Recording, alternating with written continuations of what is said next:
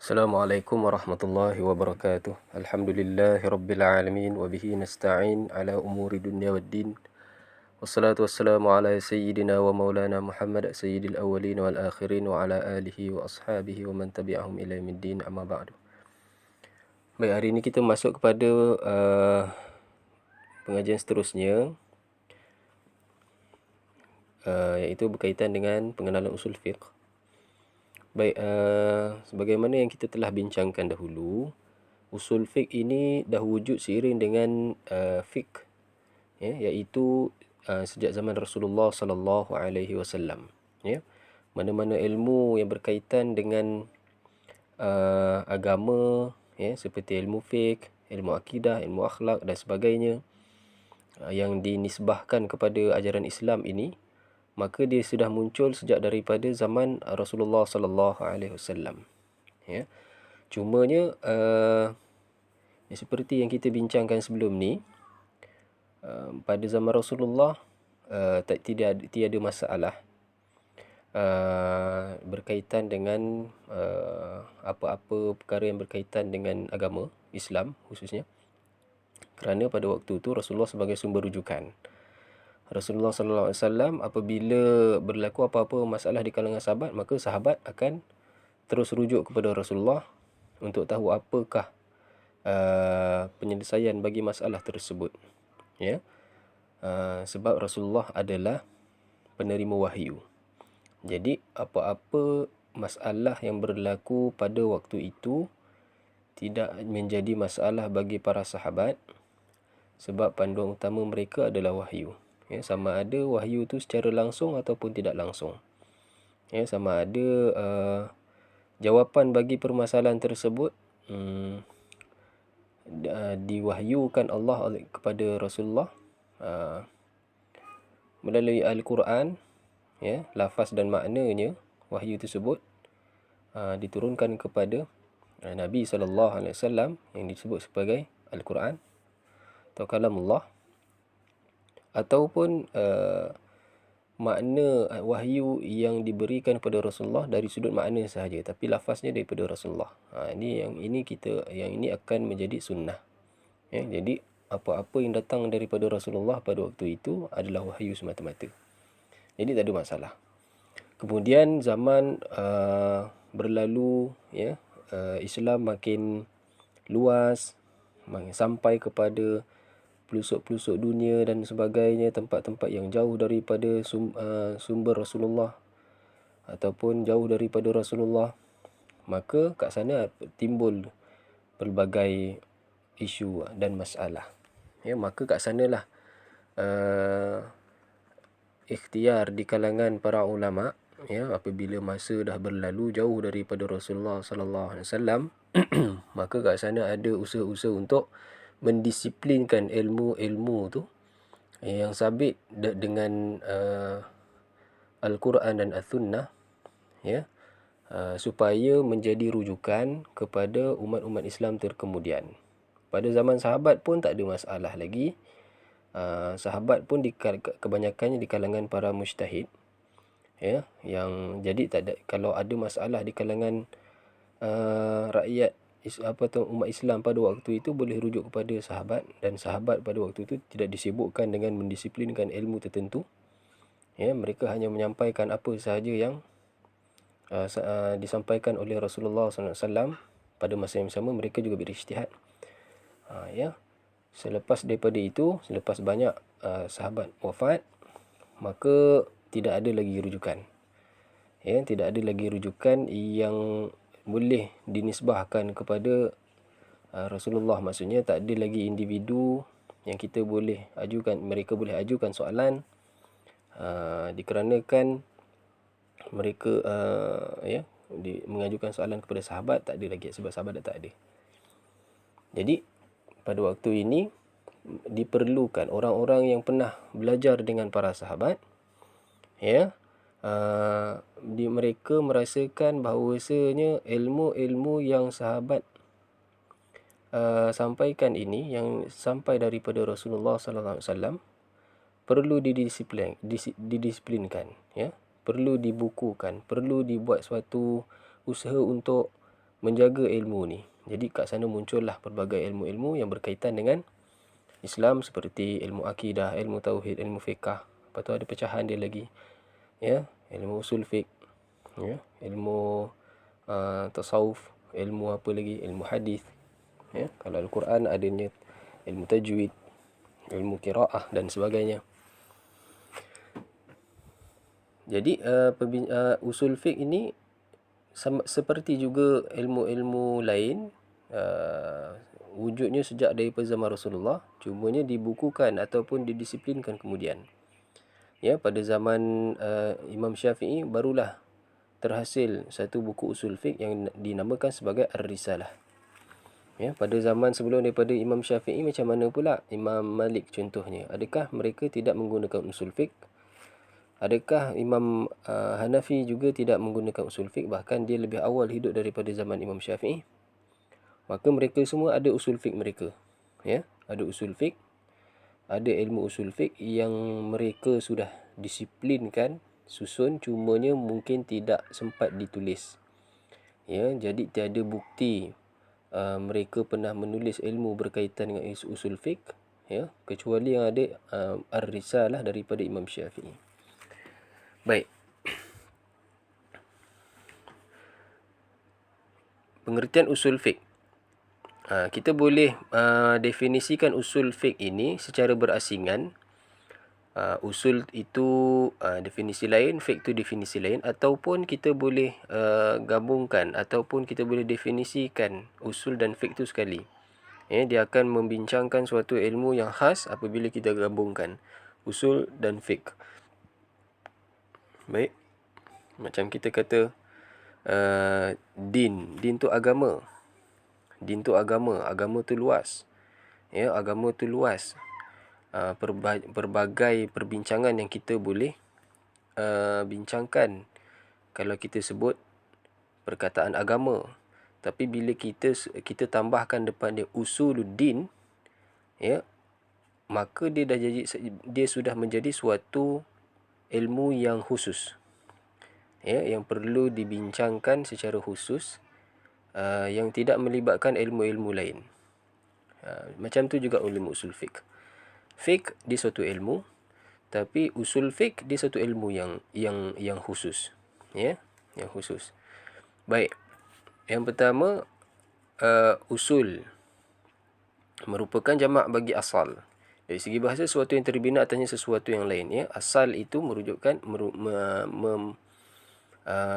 kepada sesuatu yang terbina di atasnya sesuatu yang lain.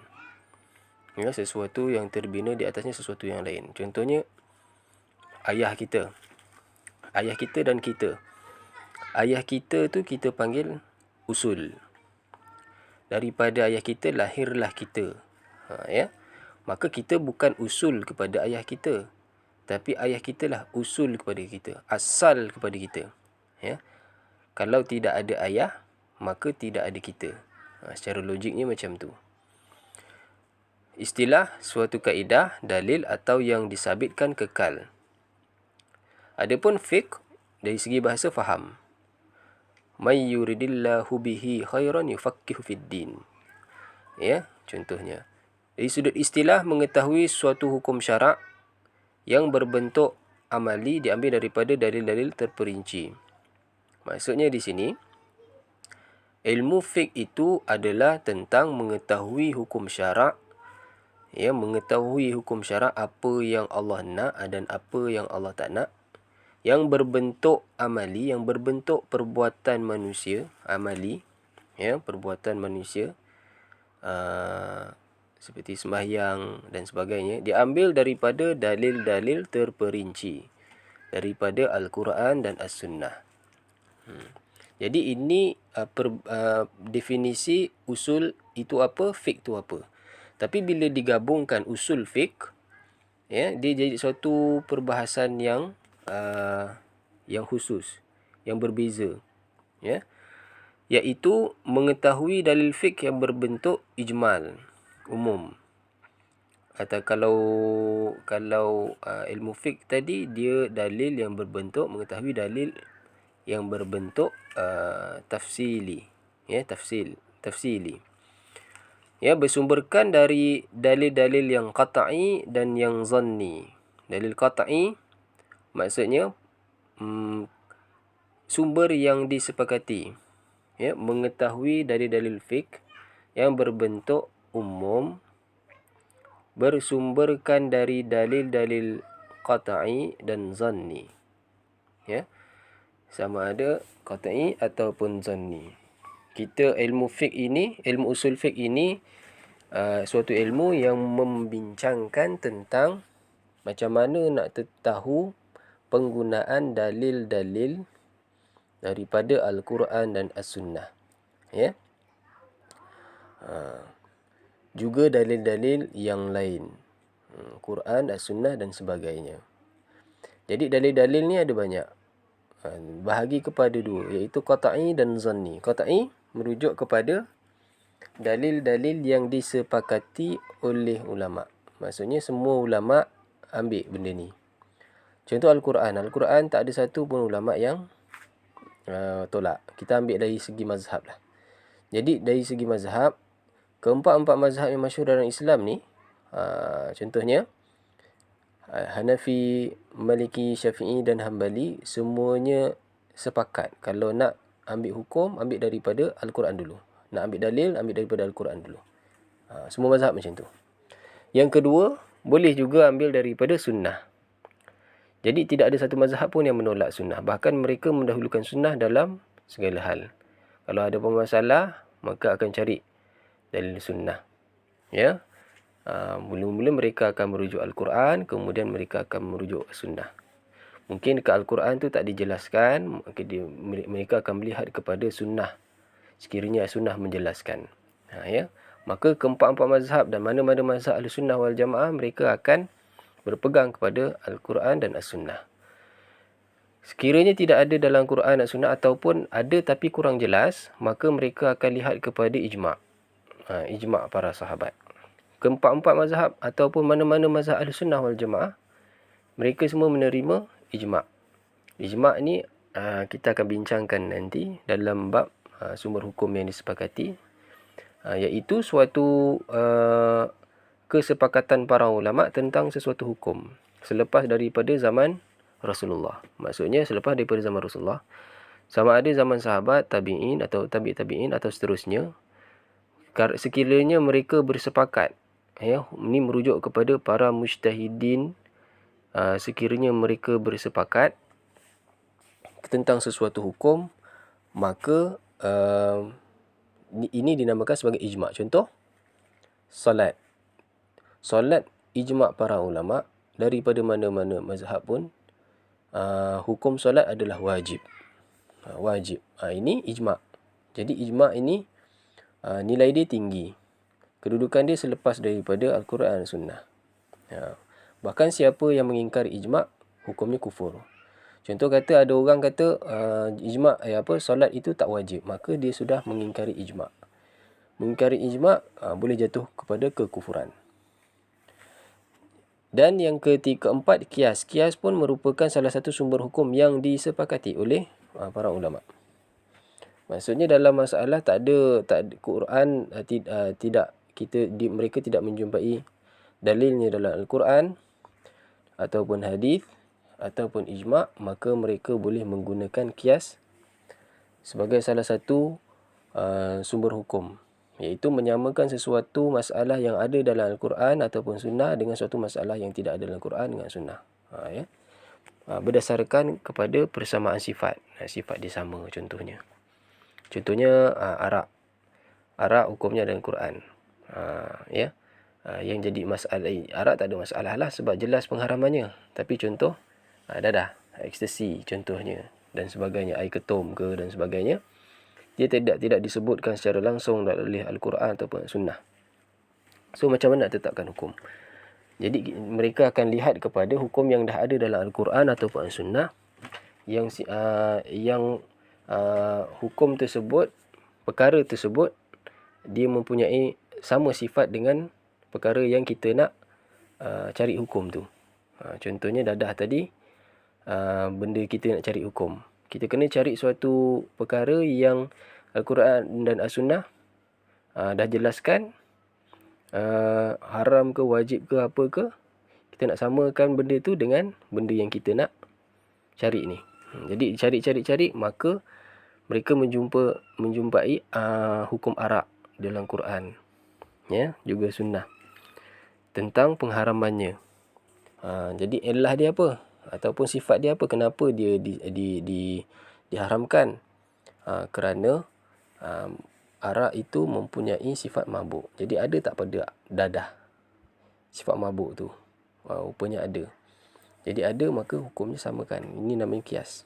Ya. Selain daripada itu, seperti istihsan, istishab dan lain-lain, ini dinamakan sebagai sumber hukum zanni, ya, ataupun dalil-dalil yang zanni. Zanni ini tidak disepakati oleh para ulama. Contoh, ada mazhab terima dalil tersebut, ada mazhab tak terima. Contohnya istihsan diterima oleh Imam Hanafi tapi tidak diterima oleh Imam Syafi'i. Ya. Tak semacam Al-Quran tadi. Al-Quran Hanafi pun terima, Syafi'i pun terima. Tapi istihsan Syafi'i tak terima,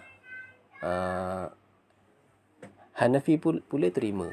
Ini namanya sumber zanni. Okey.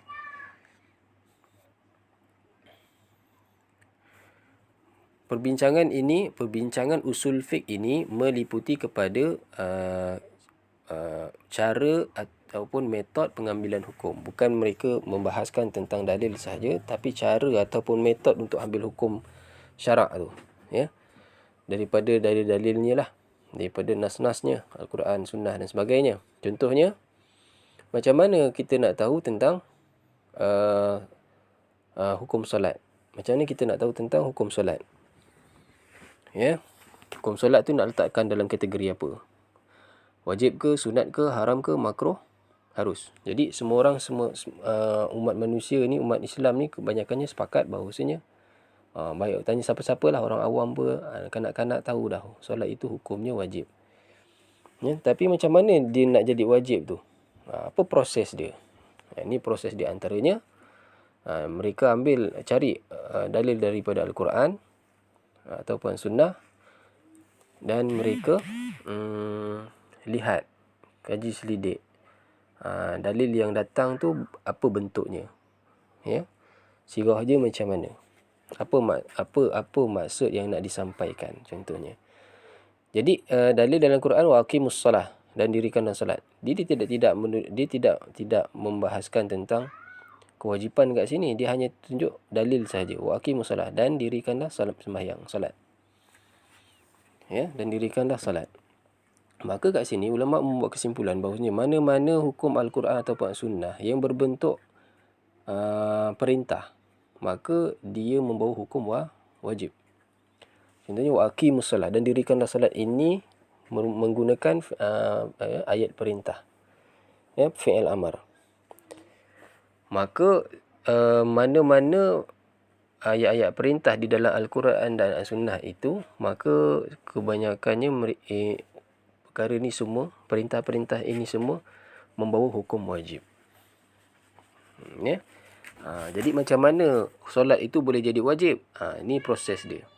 Ya, proses dia dengan ambil dalil, lepas tu lihat dalil tu macam mana bentuk dia, adakah suruhan ataupun larangan ataupun pilihan ataupun sebagainya. Jadi setelah meneliti, ya, dalil tersebut, maka baru mereka keluarkan hukum. Jadi timbul pula satu kaedah usul, satu kaedah ataupun satu formula, kita panggil formula usul fiqh. Setiap yang namanya perintah, kullu amrin yufidul wujub. Setiap yang namanya perintah, tak kisahlah dalam mana-mana dalil nas sekalipun, yang namanya perintah membawa hukum wajib, ya, pada asalnya. Ya, pada asalnya mana-mana perintah membawa hukum wajib. Terkadang dia boleh jadi sunat. Dia perintah tetapi jadi sunat.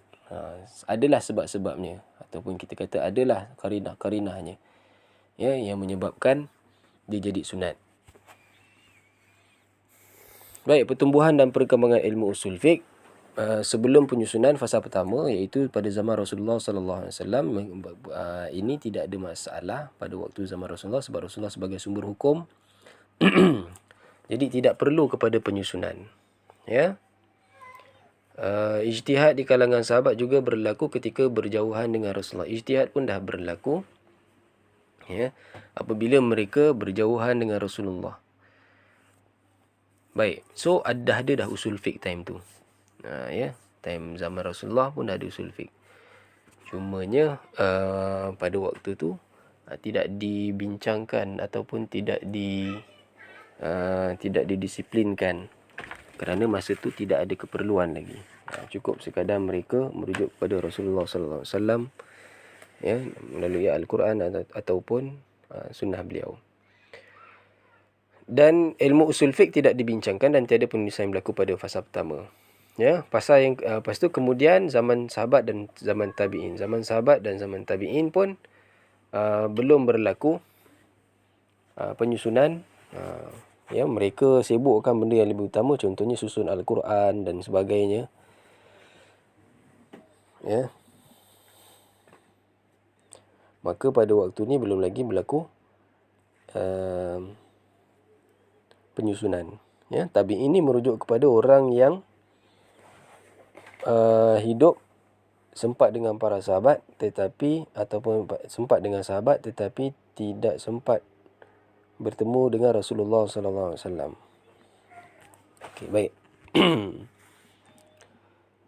Sumber hukum pada zaman ini adalah Al-Quran, As-Sunnah dan Ijtihad. Usul dan kaedah belum dibincangkan kerana mereka amat mahir dengan selok belok Al-Quran dan Sunnah, asbabun nuzul, urudul hadis, sebagainya terkandung dalam keduanya. So, pada waktu ini, zaman sahabat dan tabi'in, kebanyakan mereka tak ada masalah tentang menetapkan hukum.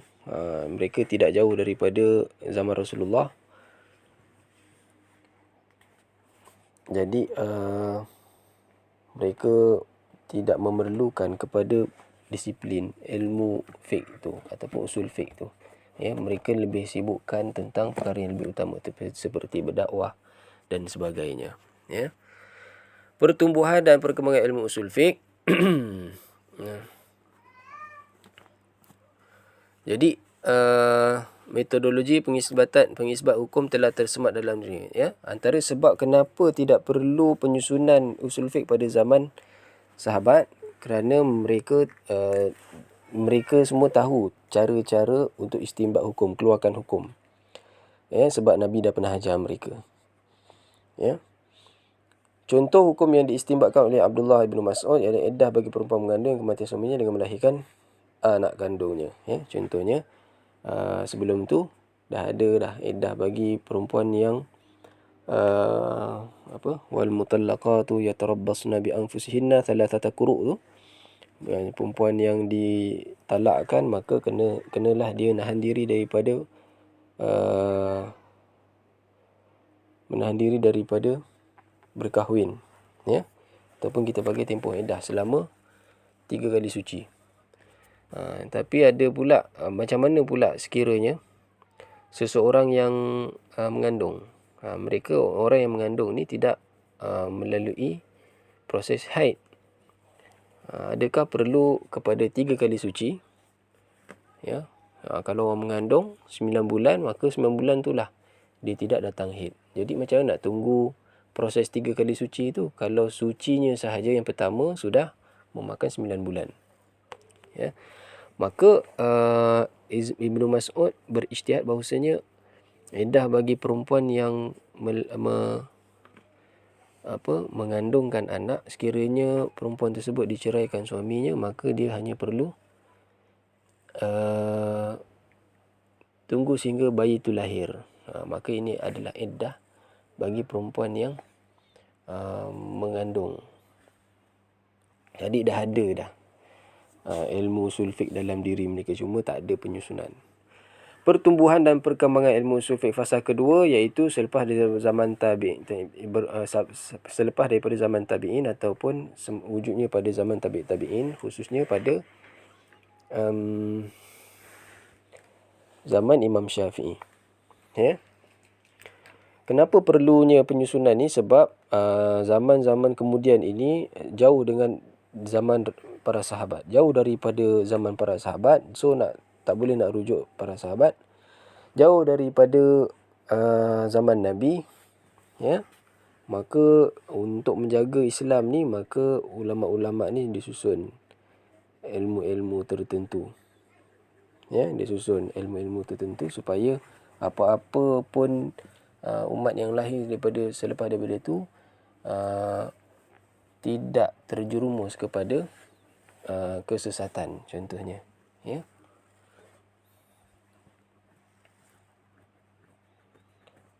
Maka mereka boleh kenal Islam dengan cara disiplin ilmu yang tersusun. Ya, mereka ni walaupun jauh daripada zaman sahabat, daripada zaman Nabi, maka apa yang mereka dapat, apa yang mereka amalkan selari dengan tuntutan syarak. Fuqaha dan mujtahidin menghasilkan pelbagai kaedah dalam sebagai pengambilan hukum berdasarkan dalil syarak. Okey, ini antara tokoh pertama yang menulis ilmu usul fiqh, iaitu Imam Syafi'i, yang bernama kitab Ar-Risalah. Apakah faedah mempelajari ilmu usul fiqh? Faedahnya bagi seorang mujtahid mampu membuat kesimpulan hukum. Jadi orang yang mampu untuk membuat hukum, maka dengan adanya ilmu usul fiqh, maka mudah untuk dia mengeluarkan hukum. Muqallid, adapun muqallid, orang-orang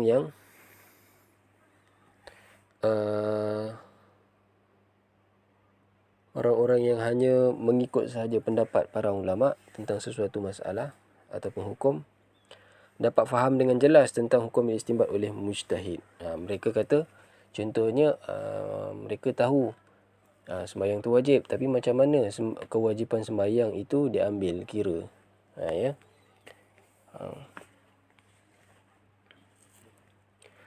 Juga dapat membuat perbandingan pendapat di antara mazhab dan mentarjihnya.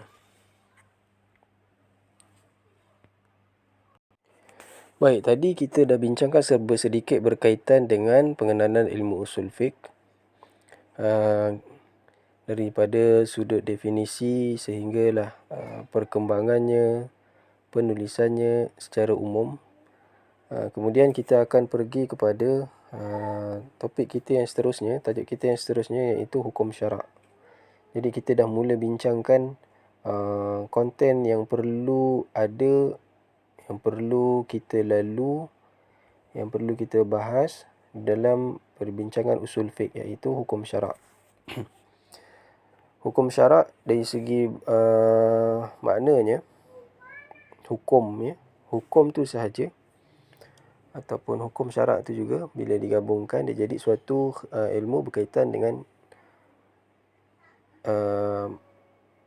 dia merupakan khitabullah yang berkaitan dengan perbuatan manusia, sama ada secara tuntutan atau diberi pilihan atau dijadikan. Jadi hukum syarak ni itu apa? Biasa kita sebut dan biasa kita dengar, ikutlah hukum syarak, ikutlah hukum syarak, ikutlah hukum syarak. Jadi nak tahu hukum syarak ni apa sebenarnya? Jadi hukum syarak ini ialah khitabullah yang berkaitan dengan perbuatan manusia, sama ada secara tuntutan atau diberi pilihan atau dijadikan.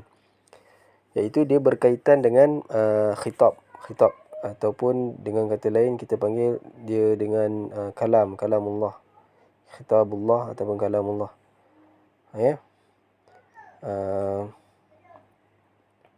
Yang berkaitan dengan perbuatan manusia. Jadi khitabullah ni sama ada secara langsung ataupun secara tidak langsung, ya, seperti Al-Quran contohnya. Ya, dalamnya ada khitabullah, kitab. Sunnah, ya, yang merupakan terjemahan kepada wahyu yang disampaikan oleh Allah, ya, kepada Rasulullah sallallahu alaihi wasallam. Maka kesemua ini kita namakan sebagai khitab yang berkaitan dengan perbuatan manusia, ya, yang berkaitan dengan perbuatan manusia. Ya, contohnya dalam Quran sebut wa aqimus solah. Jadi wa aqimus solah tu khitabullah, ya, yang berkaitan dengan perbuatan manusia. Ya, ayat Al-Quran yang menyatakan tentang sesuatu perbuatan manusia. perlu buat ataupun tidak buat. Kalau aqimus solah, maka kat sana suatu khitab yang berkaitan dengan perbuatan manusia. Ya, iaitu apa dia? Mendirikan sembahyang. Ataupun contoh lain, dalil sunnah, sallu kama ra'aitumuni usalli. Sembahyanglah kamu sebagaimana kamu melihat aku sembahyang. Jadi dia khitab yang berkaitan dengan perbuatan. Perbuatan apa? Mendirikan sembahyang. Sama ada khitab tadi itu secara tuntutan. Tuntutan ni maksudnya gesaan supaya suruh buat ataupun gesaan supaya suruh tinggalkan. Ini namanya tuntutan. Ataupun khitab tadi tu dia memberi pilihan. Ya, memberi pilihan. Dia bukan suatu tuntutan yang kena buat ataupun satu tuntutan yang jangan buat. Tapi dia hanya diberi pilihan sahaja. Nak buat tak nak buat sudah. Ini pun dinamakan hukum syarak. Ataupun dijadikan. Allah jadikan sesuatu untuk terbitnya sesuatu hukum tu. Ya. Dia bukannya dia bukannya berkaitan dengan perbuatan, tetapi dia berkaitan dengan sesuatu tanda, sesuatu isyarat dan sesuatu perkara yang Allah jadikannya sebagai tanda ukur wujudnya hukum tu. Contohnya macam ni. Contohnya nak sembahyang, tuntutan sembahyang wa aqimus solah. Tapi bila nak sembahyang? Bila masuk waktu. Bila masuk waktu inilah merupakan sesuatu tanda yang dijadikan Allah, iaitu contohnya Allah jadikan gelincir matahari. Jadi matahari tu dia kita ni bumi mengelilingi matahari. Kemudian kedudukan matahari tu daripada, kalau kita lihat, dia bergerak daripada timur ke barat. Pergerakannya tu sampai satu tahap dia berada atas kepala.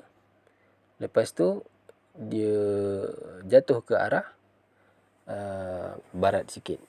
Dia dah naik tinggi daripada timur dan naik atas kepala, lepas tu dia jatuh ke atas barat sikit, ke sebelah barat sikit. Ini namanya sebagai gelincir matahari. Gelincir matahari menunjukkan kepada tanda bagi wajib sembahyang zuhur. Jadi tanda ni yang dinamakan Allah jadikan sesuatu. Ya. Allah jadikannya sebagai tanda kepada wajibnya sembahyang. Baik, tak apa. Nanti kita akan lihat kepada perbincangan seterusnya, kepada pembahagian hukum syarak. Nanti kita akan lihat. Kita akan dapat relatekan definisi hukum syarak tu. Selain daripada perbuatan manusia, tidaklah dinamakan ia sebagai hukum syarak. Ya, seperti zat, sifat Allah Ta'ala, sirah dan sebagainya.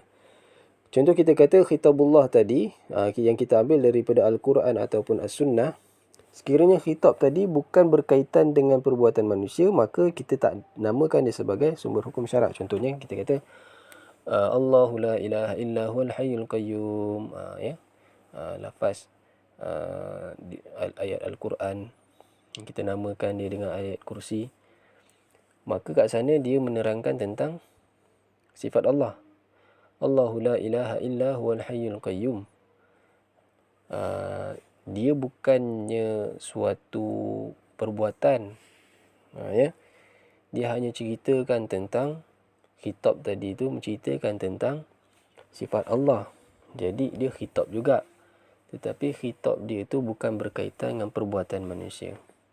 Ya, sama ada suruh ke, buat ke, atau diberi pilihan ke, atau dijadikan ke. Ya. Maka kat sana ayat kursi dia bukan merupakan hukum syarak. Ya.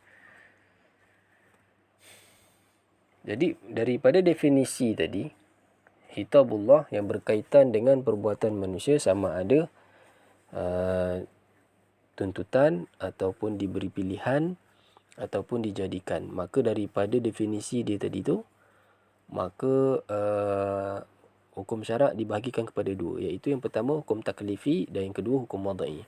Hukum taklifi merujuk kepada hukum-hukum yang kebanyakannya Allah suruh dan Allah larang ataupun Allah biarkan.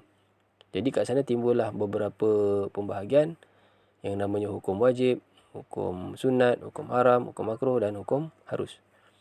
Adapun wada'i tadi kita dah bincangkan, iaitu hukum yang dijadikan.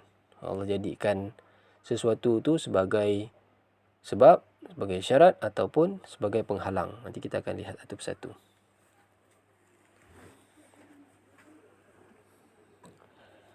Pembahagian hukum syarak. Pembahagian hukum syarak, yang pertama hukum taklifi. Jadi hukum taklifi ni apa? Segala kitabullah yang menuntut manusia supaya melakukan ataupun meninggalkan sesuatu perkara. Ya. Jadi daripada definisi tadi tu,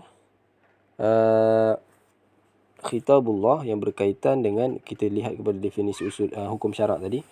Khitabullah yang berkaitan dengan perbuatan manusia, sama ada tuntutan ataupun diberi pilihan. Jadi tuntutan ataupun diberi pilihan, dia masuk kepada perbincangan hukum taklifi. Jadi hukum taklifi dia cerita tentang Allah suruh dan Allah larang, serta Allah berikan pilihan. Ya. Kitabullah, segala kitabullah yang menuntut manusia supaya buat atau tinggalkan sesuatu, sama ada secara ketentuannya atau ada kelonggaran. Ya. Allah suruh buat sesuatu, buat juga. Ya. Buat juga. Sembayang juga. Puasa. Bayar zakat, bayar. Laksanakan haji, tunaikan haji, ditunaikan hajinya. Ataupun ada kelonggaran, ataupun Allah suruh buat tetapi ada pula masyaqqah ataupun kesukaran untuk melakukan, maka kat sana ada kelonggaran. Ini pun bincangnya dalam hukum taklifi. Serta pilihan yang Allah berikan untuk melakukan atau tinggalkan. Kadang-kadang ada Allah tinggalkan kepada manusia ni, sama ada kita boleh buat ataupun tidak. Allah tak tuntut dan Allah tak larang. Allah tak ancam kalau kita tak buat. Allah tak ancam kalau kita buat. Ya. Jadi ia melibatkan hukum ijab, nadbu, tahrim, karahah ataupun ibahah. Jadi khitab yang berkaitan dengan sesuatu tuntutan yang memang kena buat, maka kita namakan dia sebagai ijab. Maka hukumnya jadi wajib. Suatu khitab yang Allah suruh kita buat, tetapi tuntutan itu dia tidak sekuat ijab tadi itu. Jadi dia namanya sebagai sunat. Ya. Hukum tu jadi sunat. Tahrim khitab, ya, yang Allah suruh buat, Allah suruh tinggalkan, maka perkara yang perbuatan yang kita tinggalkan itu namanya haram. Contoh ijab ya. Contoh ijab, wa aqimus salah. Itu khitab yang berkaitan dengan ijab. Allah suruh tuntut, sungguh-sungguh suruh buat, iaitu sembahyang. Contoh tahrim, khitab tahrim. Hurrimat alaikumul maitatu waddamu wa lahmul khinzir. Contohnya, haram ke atas kamu makan bangkai, darah dan daging khinzir. Maka itu dinamakan sebagai khitab tahrim. Jadi perkara meninggalkan tu hukumnya haram.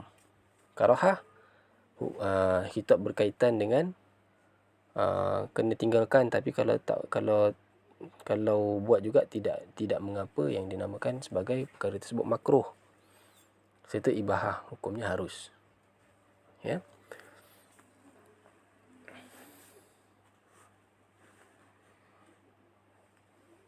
Baik. Jadi macam tu. Hukum ijab dia merujuk kepada ya. Yang pertama hukum ijab, hukum taklifi. Yang pertama ijab. Ya, khitabullah yang berkaitan dengan tuntutan melakukan sesuatu perkara secara pasti. Ya, khitab contohnya wa aqimus salah, wa atuz zakah. Jadi ini dinamakan sebagai khitab ijab. Ya, iaitu tuntutan kena buat secara pasti. Mana tahu pasti tak pasti? Tidak ada satu pun dalil yang ataupun nas yang membolehkan kita tinggalkan sembahyang. Suka-suka tinggalkan sembahyang. Ya, ataupun suka-suka kita tinggalkan zakat dalam keadaan kita mampu bayar zakat. Bahkan di sana ada ancaman. Ini kita tahulah ini suatu tuntutan yang sungguh-sungguh. Nadbu iaitu tadi khitabullah yang berkaitan dengan tuntutan melakukan sesuatu perkara secara tak pasti. Tak pasti ni maksudnya kalau ijab tadi Allah suruh buat, sungguh-sungguh suruh buat. Kalau karahah nadbu dia Allah suruh buat juga, tetapi dia tidak seberat macam tuntutan ijab. Ya, Allah suruh buat. Sembahyang sunat Allah suruh buat. Puasa sunat Allah suruh buat. Ya. Baca doa kunut contoh Allah suruh buat. Baca selawat Allah suruh buat. Ya. Jadi Allah suruh buat, tetapi suruh-suruh ini tidak membawa kepada kesalahan yang besar. Ya, tidak membawa kepada berdosanya tinggalkan perkara tersebut. Ya. Jadi ini namanya ijab khitab nadbu. Yang mana perkara tersebut yang dituntut buat itu namanya sunat. Yang ketiga tahrim. Khitab tahrim tadi kita dah sebut. Tuntutan khitab yang berkaitan dengan suatu tuntutan. Allah tuntut kita buat apa? Tuntut untuk tidak melakukan suatu perkara itu secara pasti. Contohnya Allah larang kita. Kalau Allah larang kita tu maksudnya Allah tuntut untuk kita tinggalkan. Buat apa? Makan bangkai, minum arak dan sebagainya, berzina. Maka perbuatan tersebut dinamakan sebagai haram. Karahah, khitab yang berkaitan dengan jangan buat ataupun tuntutan tidak melakukan sesuatu perkara secara tak pasti. Dia macam sunat tadi. Tapi sunat berupa kena buat. Karahah berupa jangan buat. Kalau buat juga tidak mengapa. Tidak sampai kepada berdosa seperti tahrim ataupun haram. Yang kelima ibahah. Yang khitab yang berkaitan diberi pilihan untuk melakukan sesuatu ataupun tidak. Allah beri pilihan kita nak buat ataupun tidak. Ya. Ataupun kadang-kadang Allah tak sebut. Ataupun kadang-kadang Allah sebut secara umum. Ya, jadi kat sana tidak ada tuntutan suruh buat ataupun tidak, maka kita boleh ambil. Contohnya apa benda harus ni? Contohnya pakaian, makanan dan sebagainya. Ya. Ya, boleh makan apa-apa yang halal. Tapi makanan yang halal tu banyak. Nak makan yang mana? Ikutlah nak makan yang mana. Itu namanya khitab harus ibahah. Okey, baik, terima kasih. Cukup sampai sini dulu untuk perbahasan kali ini. Kemudian nanti kita akan lihat kepada hukum-hukum taklifi, wajib, sunat, haram, makruh dan harus. Wallahu ta'ala alam. Assalamualaikum warahmatullahi wabarakatuh.